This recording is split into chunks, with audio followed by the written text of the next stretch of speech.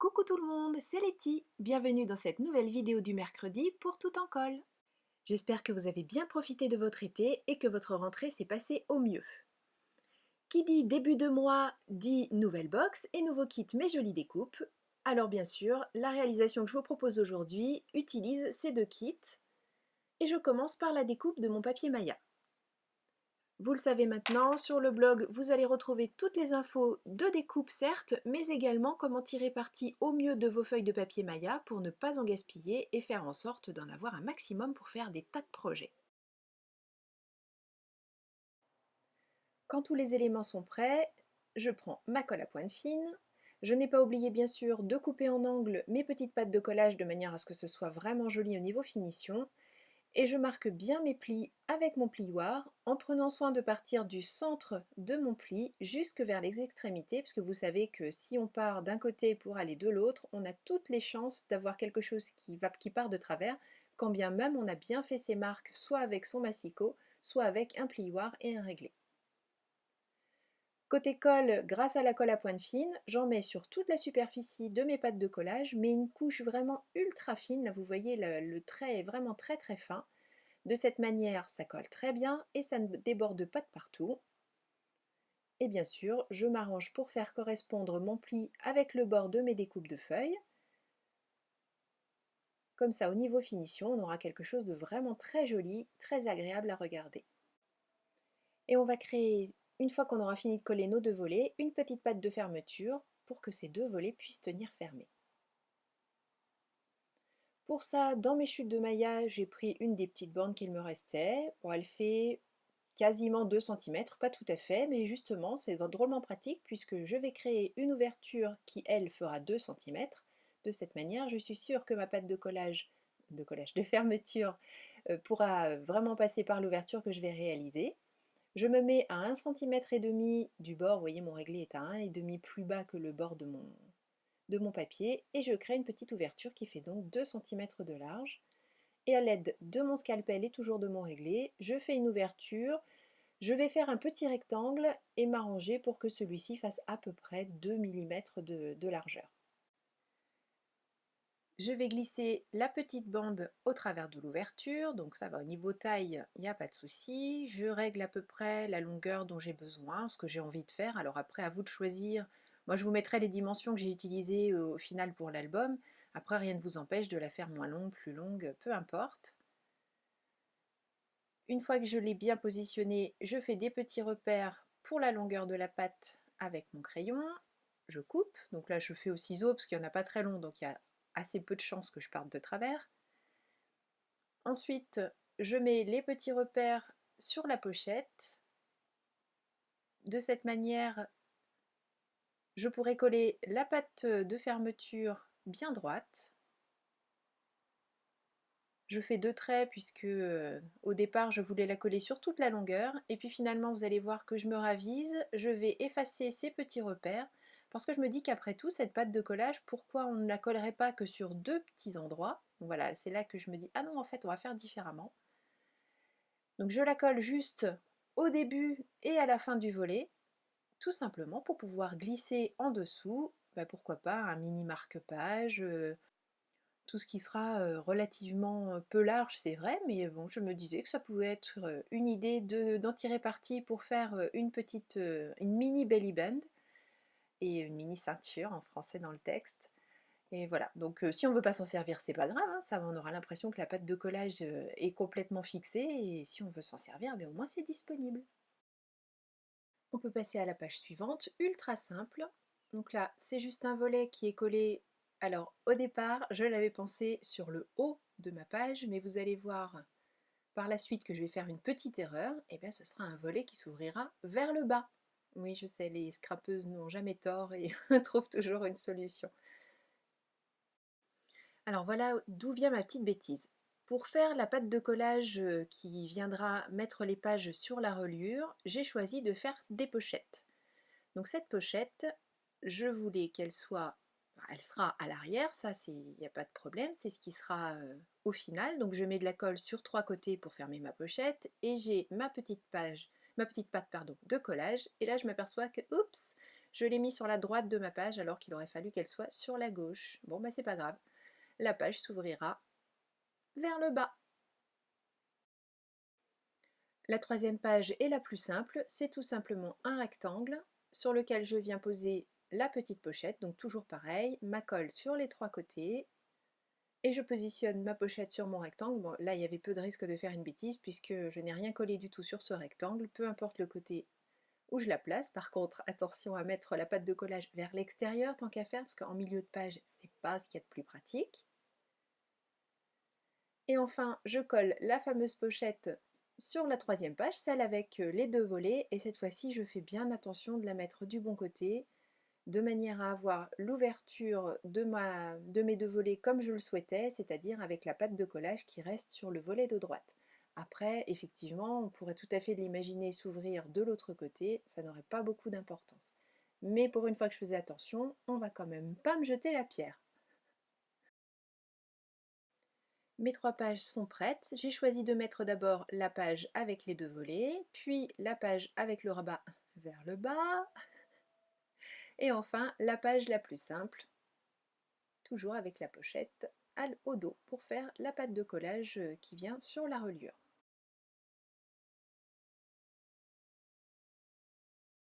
J'ai choisi de réaliser la couverture de l'album dans le même papier Maya que pour les pages, dans une bande de papier de 5 cm et de la hauteur de mon album.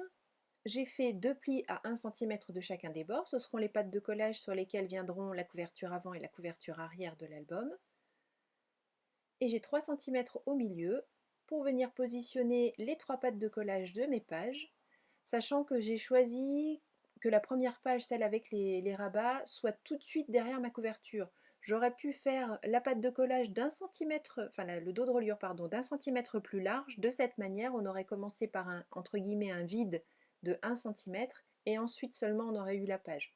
Voilà, donc je vous propose les deux alternatives sur le blog, à vous de choisir. Là vous voyez, je colle directement la page dans le creux du premier pli. Mais j'aurais pu choisir aussi de mettre ma première page 1 cm plus loin que ce premier pli. De cette manière, comme je vous le disais, j'aurais eu plus d'espace, par exemple, pour coller des éléments assez épais sur ma double fenêtre, là, mon double petit volet. Je colle les deux pages suivantes en me servant du repère que j'ai tracé. On ne voit pas peut-être très bien là, mais j'ai fait des petits points en haut et en bas pour pouvoir bien mettre droit mes pages. Et puis de toute façon, une fois que la première est posée, il suffit de mettre les autres en suivant bien la pâte de collage qui est en place, puisqu'on a fait des coupes très droites, donc on peut s'en servir. Et on s'assure bien sûr que tout est parfaitement aligné en repliant les pages. Et là, je vous montrais aussi que j'ai mis de la colle, mais pas jusqu'au bout du bout. J'ai laissé 1,5 mm vers mon pliage, pardon. De cette manière, mes pages ont plus d'aisance. Donc là, j'ai vérifié, elles sont bien alignées, tout va bien. Et je peux ouvrir en grand puisque j'ai laissé ce petit millimètre et demi sans colle, donc vers le pliage, vers la pliure, pardon. De cette manière, je peux mettre mes pages bien à plat. D'ailleurs, on voit en bas, là, ça se soulève un petit peu, mais c'est le but recherché. Donc là, je vous le montre un peu mieux. Donc, je n'ai pas mis de colle vers le bord et j'aligne cette dernière page.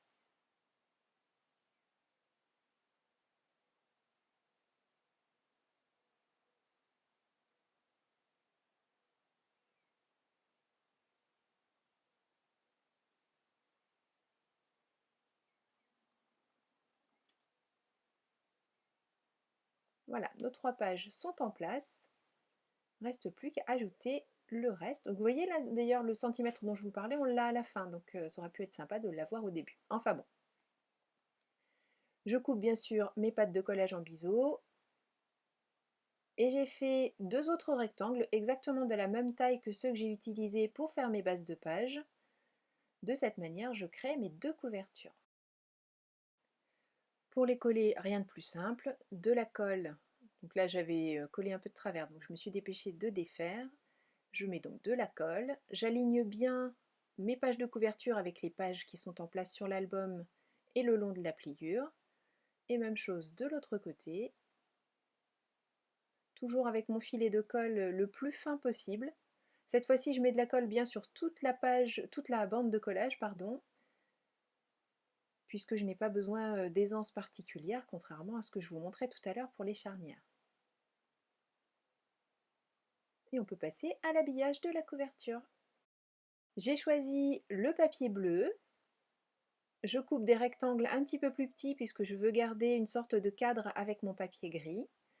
J'ai coupé 2 rectangles, un pour la couverture du devant, un pour la couverture de l'arrière, et un troisième rectangle pour habiller la tranche. Pour la déco de la couverture, j'ai choisi d'embosser avec de la poudre embossée argent des éléments en carton bois. J'ai choisi le mot 1 et le mot formidable et la couronne de fleurs. Je mets ma colle pour poudre à embosser, je verse la poudre, j'enlève l'excédent et je fais fondre. Donc ça, vous nous avez vu le faire plein de fois. Vous savez que aussi bien Noël que Dada que moi, on adore faire ça, donc on ne se prive pas. Bien sûr, je récupère l'excédent de poudre et je ferai tout à l'heure la même chose pour la couronne de fleurs. Je prends des petites pinces parce que je tiens à mes doigts et je fais fondre la poudre avec mon pistolet à chaleur. Je ne présente le pistolet qu'une fois que celui-ci est bien chaud, tout simplement pour ne pas surchauffer ma poudre et faire en sorte qu'elle reste bien brillante et juste la fondre de manière à lui faire changer son aspect jusqu'à obtenir donc cette jolie brillance et cette couverture qui fait un petit peu émaillée. Il ne vous a pas échappé que un formidable, c'est très bien, mais il manque quelque chose. Tout simplement, j'ai choisi de tamponner le mot bonheur du tampon fourni dans votre box. Et là aussi, je le tamponne et je l'embosse avec la même poudre à embosser argentée. Je vais bien sûr m'aider de la presse de précision. J'ai positionné le mot formidable là où il sera quand la couverture sera terminée, tout simplement pour pouvoir centrer mon petit tampon. Je n'oublie pas avant d'ancrer de masquer les mots dont je n'aurai pas besoin et d'enlever l'adhésif avant de réaliser le tamponnage sur mon papier et bien sûr d'embosser le tout.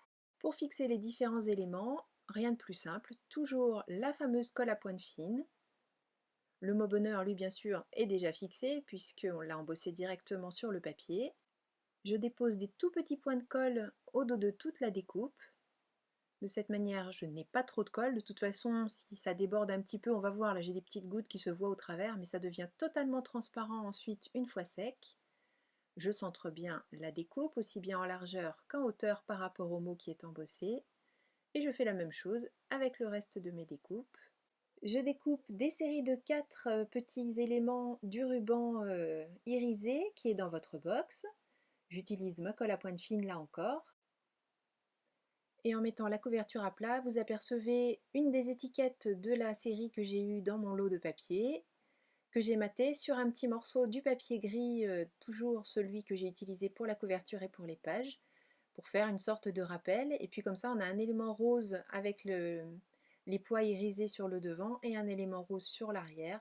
On essaie toujours de faire en sorte que les choses se répondent et que ce soit assorti. De toute façon, l'intérêt de la box, c'est aussi que tout est prévu pour fonctionner ensemble. Donc ça nous facilite grandement le travail. Pour animer un petit peu la couronne que j'ai collée ici, j'ajoute des Jewel Drops. Donc vous aurez la référence bien sûr dans le blog, dans l'article du blog qui correspond à cette vidéo. Et pour une fois, j'ai été patiente, j'ai laissé de côté avant de continuer la déco, parce que sinon vous savez que je suis tout à fait capable de tourner l'album et de commencer la déco des pages. Bon, je devrais bien travailler comme Dada et faire la déco des pages avant de les coller dans l'album. Un jour je le ferai, c'est promis. Mais j'ai pas dit quand. Hein. Bon, j'ai commencé la déco un petit peu sans vous, tout simplement parce que mettre des feuilles rectangulaires sur des feuilles rectangulaires, vous savez faire. Donc c'est ce que j'ai fait là pour la couverture de gauche, j'ai choisi un des papiers. Bon, là aussi vous savez faire hein, sur le volet de droite. Je voulais juste, de gauche pardon, je voulais juste vous montrer justement pour le volet de droite, puisque j'ai collé la pâte de collage avant d'habiller mon volet, bah oui forcément ça passe pas. Hein.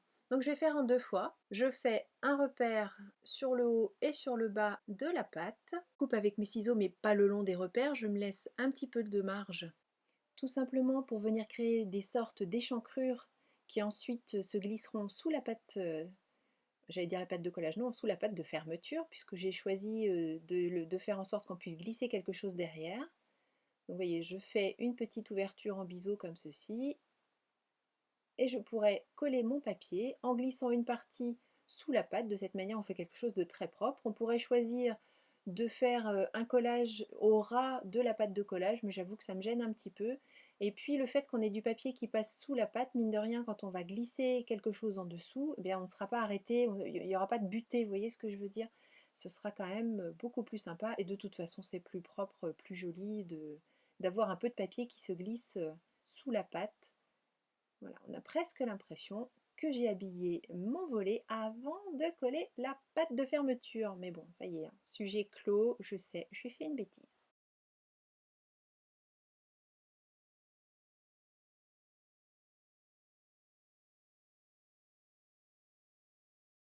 Sur le volet de gauche, bien sûr, comme on a collé du papier, on a perdu la petite ouverture.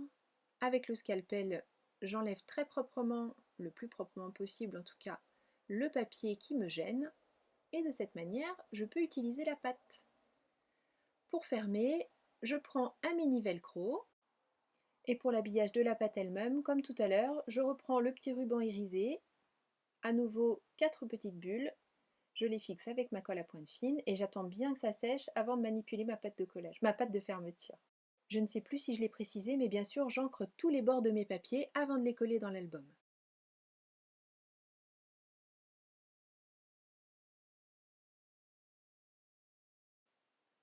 Là où je ne mets pas de papier, j'utilise le pochoir et de l'encre Distress.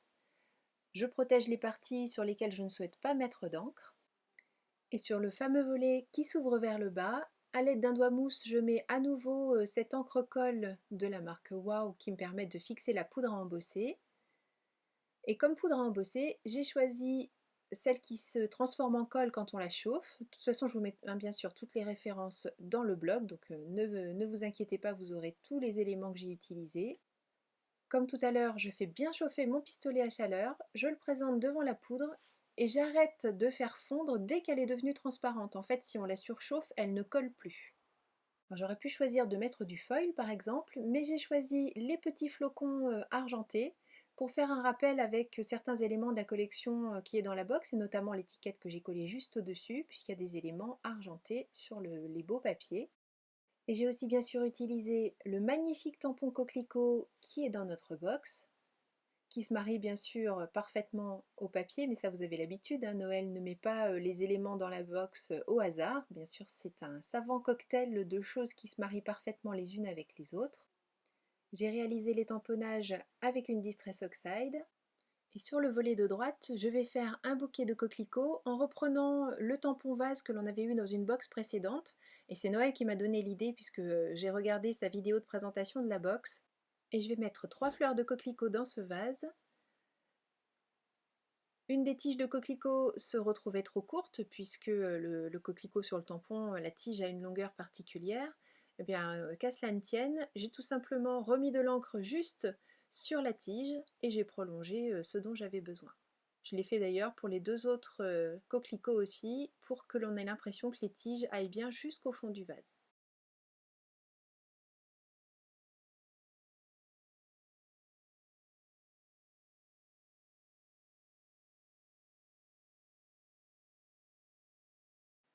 Pour cacher les pattes de collage de chacune des pages, je découpe un tout petit rectangle qui va venir habiller juste cette petite patte, et je reprends pour ça chaque fois le papier que j'ai utilisé pour habiller la page directement à droite.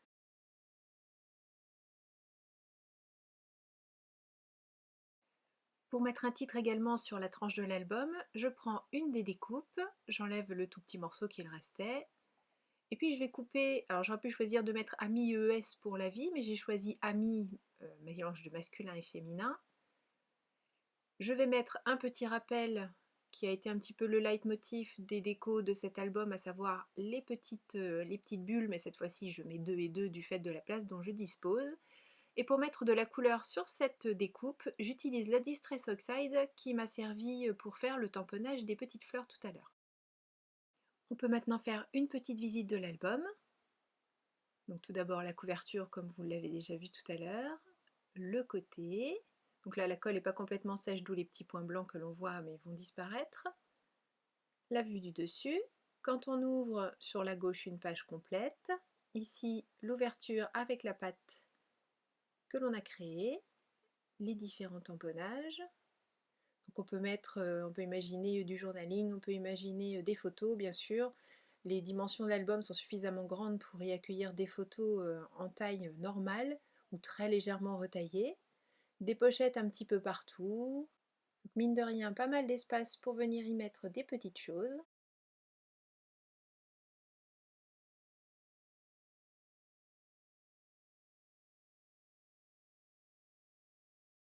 Une fois de plus, j'ai pris beaucoup de plaisir à créer cet album avec cette jolie box. J'espère que ça vous a donné quelques idées à votre tour. Merci beaucoup d'avoir suivi cette vidéo. Je vous donne rendez-vous dès la semaine prochaine pour le second projet réalisé avec la box. D'ici là, prenez bien soin de vous, créez et partagez. Gros bisous, bye bye.